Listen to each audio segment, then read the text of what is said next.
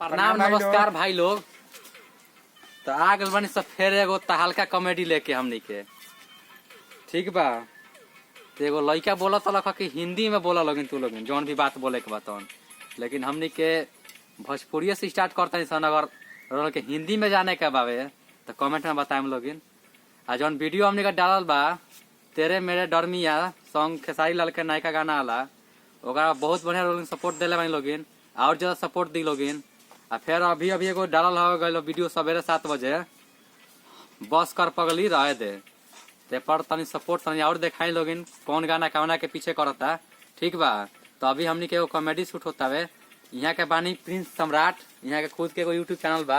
आयल बनी एबरा हमनी के संगे वीडियो बनाए खातिर यहाँ कुछ कहा के चाहत तनी सुनी लोगिन। सम्राट प्रिंस यूट्यूब चैनल बा हमरो, हम इसी तरह का फनी वीडियो बनाते हैं और काफ़ी दिन से हम भी मेहनत कर रहे हैं। और आप लोग भी हमारे चैनल पर आइए और वहाँ पर भी हमारा वीडियो देख सकते हैं कैसा हम भी वीडियो बनाते हैं।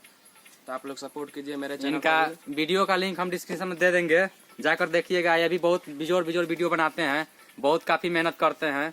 जैसे हम लोग को सपोर्ट कर रहे हैं, इनको भी सपोर्ट कीजिए और हम लोग को थोड़ा सपोर्ट बनाते रहिए, तभी ना हम लोग को भी मजा आएगा और आप लोग को तो आता ही रहेगा।